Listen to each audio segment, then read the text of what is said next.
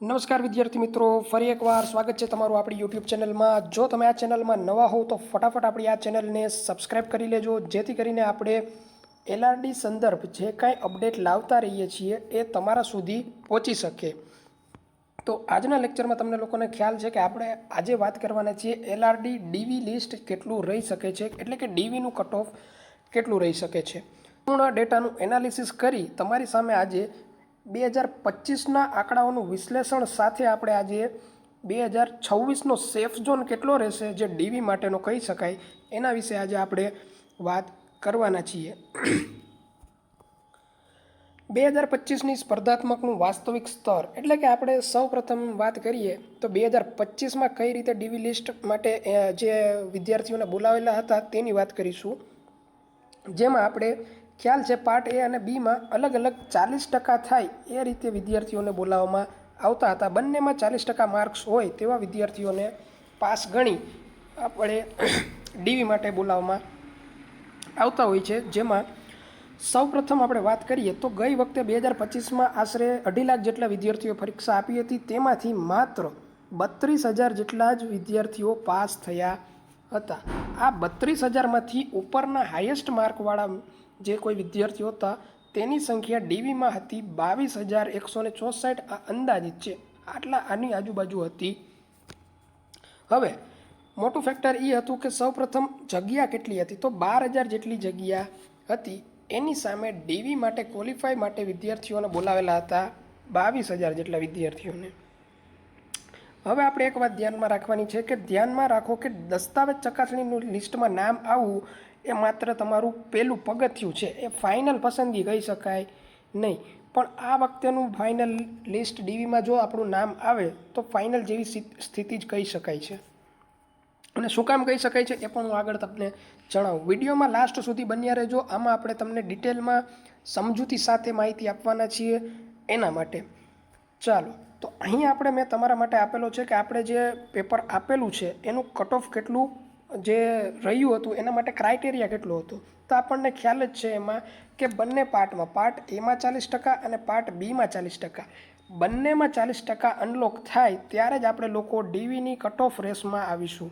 જો તમારે એક પણ પેપરમાં 40% નથી થતા, માની લો તમારે પાર્ટ બીમાં ખૂબ જ સારો સ્કોર થાય છે, એટલે કે 90 સ્કોર થાય છે, પણ અહીંયા તમારે 31 માર્ક્સ જ હોય તો તમે પાર્ટ એના જે 40%ના ક્રાઇટેરિયામાં પાસ થશો નહીં.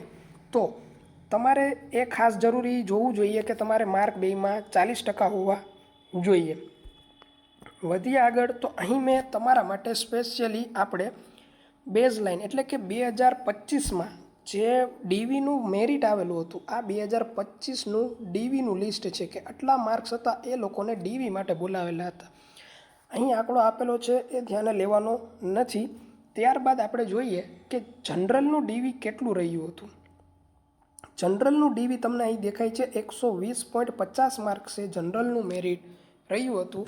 જેમાં આપણે જે ટોટલ સંખ્યા વિચારીએ કે કુલ પુરુષો કેટલા બોલાવેલા હતા, તો એમાં તમારે ધ્યાને લેવાનું છે 17,700 આસપાસ ડીવી માટે જે મેલ ઉમેદવારો હતા એને બોલાવેલા હતા. હવે આપણે line by line category wise DV list જોતા જઈએ. ગઈ વખતે ડીવી લિસ્ટ છે એ ખૂબ જ ઓછું રહ્યું હતું, પણ આ વખતે આપણે જોઈએ કેટલું રહી શકે છે. એના માટે વિડીયોને લાઇક, શેર અને તમારા મિત્રો સુધી ફટાફટ પહોંચાડી દેજો. 120 જનરલ માટે હતું, એસસી બીસી માટે 109.75 હતું અને એસસી માટે 94.75 હતું, જે ખૂબ જ નીચું કહી શકાય જનરલની સાપેક્ષે. ત્યારબાદ ઈડબ્લ્યુએસની વાત કરીએ તો એમનું પણ 94.50 હતું અને એસટીની વાત કરીએ તો એસટીનું 80.50 જે મેરિટ અટકેલું હતું. જે તમે જોઈ શકો 120થી લઈ અને એસટીનો સુધી જે આવે છે તો ત્યાં સુધીનો ખૂબ જ મોટો ગેપ હતો. આ ગેપ ખૂબ જ મોટો કહી શકાય. તો હવે અત્યારે જે ગેપ પડશે એ હાલના ડીવીમાં પણ એટલો ગેપ પડશે કે નહીં જોઈએ આપણે આગળ. હવે આ આપેલું છે આપણે મહિલા ઉમેદવારોનું. અહીંયા પણ તમારે આ આંકડો ધ્યાને લેવાનો નથી. 2025માં મહિલા ઉમેદવારો માટે કેટલું રહ્યું હતું, તો મહિલા ઉમેદવારો માટે આપણે આપેલું હતું જનરલનું 98.25 માર્ક્સ હતા. એ તમામને જે ડીવી માટે બોલાવેલા હતા. ઈડબ્લ્યુએસ માટે બોલાવેલા હતા 80.50 માર્ક્સવાળાને, એસસીમાં હતા પણ 80.50. ટૂંકમાં એસસીબીસી એસટી એમ તમામને જે 80 માર્ક્સ એટલે કે 80+ થતા હતા એ બધાને ટૂંકમાં 40% બંને પાર્ટમાં થતા હતા એ તમામ બહેનોને આપણે ત્યાં ડીવી માટે પાસ થઈ ગયેલા હતા, જેની સંખ્યા અંદાજે આશરે 4353 આસપાસની સંખ્યા ડીવી માટે બોલાવેલી હતી. નેક્સ્ટ જોઈએ આપણે તો 2025નું ડીવીનું કેટેગરી વાઇઝ પણ વિભાજન થયું હતું, જેમાં જનરલ, એસસીબીસી, ઈડબ્લ્યુએસ, એસટી, એસસીને કેટેગરી વાઇઝ પણ આ રીતે સંખ્યા પોતાની જગ્યાના 1.8 ગણા આધારિત બોલાવવામાં આવતા હોય છે. આ છે એક અંદાજિત જેની તમે લોકો રાહ જોઈ રહ્યા છો કે કેટલો ઉછાળો આવશે, અને આટલો ઉછાળો મેં કઈ રીતે લખેલો છે એની પણ હું વાત કરું. તમે મારી સાથે સહમત થઈ પણ શકો, આટલું મેરિટ જઈ શકે, અથવા તો તમે મારી વાતથી સહમત ન પણ હોઈ શકો. મેં એક મોટો પ્રયાસ કર્યો છે કે એક ડીવીની અંદાજિત મેરિટ સુધી, જે ફાઇનલ મેરિટ આવશે એની સુધી પહોંચવાનો પ્રયાસ કર્યો છે. સૌથી પહેલાં આપણે વાત કરીએ તો મેલ કેટેગરીની વાત કરીએ 2025 અને 2026 વિશે જે સામસામે કેટલો ફરક આવી શકે છે. જનરલમાં આપણે જોયું હતું કે 120.50 મેરિટ 2025માં અટક્યું હતું, એની જ સામે હવે 2026માં મારા મત મુજબ જે જનરલ મેરિટ અટકવાનું છે એ 125 આજુબાજુ અટકવાનું રહેશે, એટલે કે 4.5થી 5નો વધારો આવશે. ઝાઝો વધારો આવે એવું લાગતું નથી. એનું પણ ઘણું રીઝન છે, જેમ કે પહેલાં જે આપણું પેપર લેવાયેલું હતું જેમાં મેથ્સ ખૂબ અઘરું હતું, જે 2025માં લેવાયેલું હતું એમાં મેથ્સ અઘરું હતું, પ્લસમાં ગુજરાતી માટે કોઈ ફાયદો થયો હતો નહીં, કારણ કે આપણને ખ્યાલ છે એમાં તમામને 20 માર્કમાં ફેર પડેલો હતો કે એમાં કોઈને પણ આવડેલું ન હતું. પાનકોવને ખલીલીને જેવા શબ્દો વપરાયેલા હતા. અત્યારે એ બાબતોથી આગળ આપણે વધીએ. તમારે લોકોએ આના માટે હજી ચેનલમાં જોડાયેલા રહેવું જોશે વિડીયોના લાસ્ટ સુધી, તો તમને સમજમાં આવશે કે આ કઈ રીતે ડીવી એનાલિસિસ છે. એસસીબીસીવાળા લોકો માટે 109.75 હતું જે ગઈ વખતે હતું, એનો ઉછાળો આપણે વધારો કહીએ તો જે 5.25નો છે એટલો આવી શકે છે. એટલે અંદાજિત 115 આસપાસ એનું મેરિટ અટકવાના ચાન્સીસ છે, જે ડીવી માટેનું છે. એસસી વિદ્યાર્થીઓ માટે 105 માર્ક, જેનો વધારો મેં 10.25 જેટલો લખેલો છે, કારણ કે એનું કારણ એ છે કે પેપર મીડિયમ હતું, જે ગઈ વખતે જેવું અઘરું ન હતું, એટલે આટલો ઉછાળો થવાની સંભાવના ખરી છે. ઈડબ્લ્યુએસ અને એસટી માટે પણ 94.50 હતું, જેનું 100 આજુબાજુ રહી શકે છે. અહીં એસટી માટે પુરુષ ઉમેદવારોને 95 માર્ક પ્લસ થતા હોય તો એ પણ રહી શકે છે. હવે તમે કહેશો કે જનરલનું 125 જ એટલે કે 4 માર્ક જ વધશે, પણ અન્ય કેટેગરીનું મેરિટ છે એ 14 માર્ક, 5 માર્ક, 10 માર્ક એટલું બધું કઈ રીતે વધી શકશે? તો મિત્રો, પેપર એટલું પણ ઇઝી ન હતું કે અન્ય લોકો આટલા માર્ક કવર ન કરી શકે. એક પેપરની એક જે લિમિટ હોય છે કે આ પેપર એ રીતનું હતું કે બધાને સામાન્ય રીતે 50 પ્રશ્નોમાંથી 30 પ્રશ્નો તો આવડી જ જાય એટલું પેપર તો હોય જ છે. તો એ ગમે એ કેટેગરીમાંથી આવતો હોય એ વિદ્યાર્થી, જો એ સારી તૈયારી કરતો હશે તો આટલા માર્ક તો એ મેળવી જ લેશે. એટલે કે 100ની આસપાસના માર્ક્સ તો એ વિદ્યાર્થી મેળવવા માટે કેપેબલ જ હોય છે. એને ધ્યાનમાં રાખીને આ પુરુષ ઉમેદવારો માટેનું આ કટ ઓફ જાહેર કરેલું છે, એટલે અંદાજિત મેં ત્યાં સુધી પહોંચવાનો પ્રયાસ કરેલો છે. વધી આગળ મહિલા ઉમેદવારો માટે કેટલું રહેશે? તો મહિલા ઉમેદવારો માટે આપણે 2025માં જે જોયું કે 98.25 હતું, જેમાં હાલમાં 2026માં કેટલું રહી શકે તો કે 105 આજુબાજુ રહી શકે, જેમાં મેં ઉછાળો માર્કનો 6થી 7 માર્ક જેટલો જઈ શકે છે. ત્યારબાદ એસસીબીસીની મહિલાઓને જે આપણને ખ્યાલ છે 2025માં 80 અને 80 તમામને જે 80 માર્ક હતા એટલું જ જે બધાને ડીવી માટે ક્વોલિફાઈડ માનેલા હતા, પણ હાલની ભરતીમાં એટલું શક્ય બનશે નહીં, કારણ કે તમામ મહિલાઓને અંદાજિત 100 આસપાસના માર્ક્સ હશે તેઓને જ ડીવી માટે ક્વોલિફાઈડ થશે.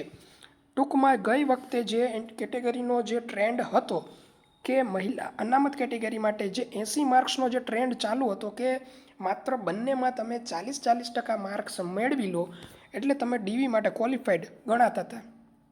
પણ આ વખતે બહેનો માટે એટલું સરળ નહીં બને, કારણ કે એને 15થી 20 માર્ક્સનો મોટો ઉછાળો આવશે ને આવશે જ. તમે મારી વાતથી સહમત હોઈ પણ શકો અને ન પણ હોઈ શકો. મારી જે કહેવાની વાત છે એ કદાચ તમે સમજશો, કારણ કે પેપરનું, જગ્યાનું બધું એનાલિસિસ કરીને આપણે આ આંકડા તમારી સમક્ષ મૂકતા હોઈએ છીએ. જેમાં SC/BCની મહિલાઓને 100, EWSની મહિલાઓ માટે 99, SC માટે 98 અને ST માટે 95 આજુબાજુ રહી શકે છે. કેટેગરી વાઇઝ આનાથી આ મેં મેક્સિમમ આંકડાઓ લીધેલા છે. આનાથી ઉપર જવાની શક્યતા થોડીક ઓછી છે, પણ આની આજુબાજુ અથવા તો ઘટવાની શક્યતા રહી છે. તો આ હતું મહિલા ડીવી માટેનું. હવે તમે વિડીયોમાં લાસ્ટ સુધી બન્યા રહેજો. તમારા માટે ફાઇનલ એક ઓલ જે આખું સંપૂર્ણ એનાલિસિસ કહેવાય ને, કે કેટલા માર્ક હોય, એની વાત હું તમને લાસ્ટમાં કરવા જઈ રહ્યો છું. તમે જો આ વિડીયોને માહિતી સારી લાગતી હોય, ઉપયોગી લાગતી હોય, મારા પોઈન્ટ તમને લોકોને જે કહી શકાય કે ના બરોબર છે, તો તમે આ વિડીયોને એક લાઈક જરૂરથી આપી શકો છો.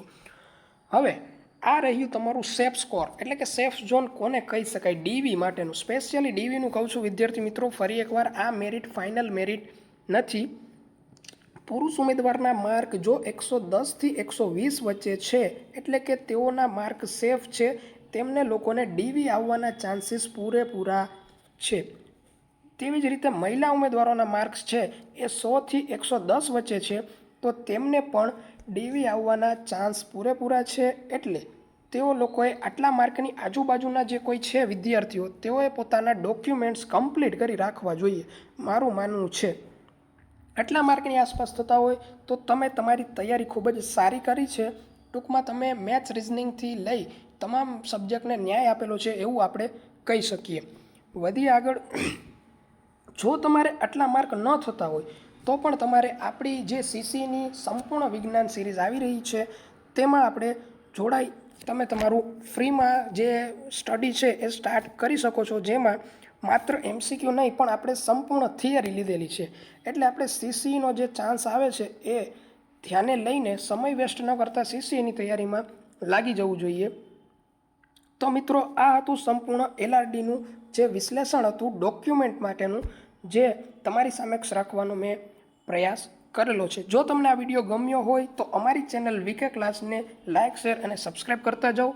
અને જો તમારે ડોક્યુમેન્ટ વેરિફિકેશન માટેનો વિડીયો જોતો હોય કે કયા કયા ડોક્યુમેન્ટ અત્યારથી તમારે લોકોએ ગોતી રાખવા જોઈએ, એના માટેની માહિતી જોતી હોય, તો તમે મને કમેન્ટમાં લખી શકો છો. તમે જે રીતે કમેન્ટ કરશો એ મુજબ આપણે નેક્સ્ટ વિડીયો તમારા માટે સંપૂર્ણ ડોક્યુમેન્ટમાં કયા કયા જોશે, અથવા તો કઈ રીતે ડોક્યુમેન્ટ ફોર્મ ભરવાનું થશે, એ તમામ માહિતી આપણે નેક્સ્ટ વિડીયોમાં લાવીશું. Thank you.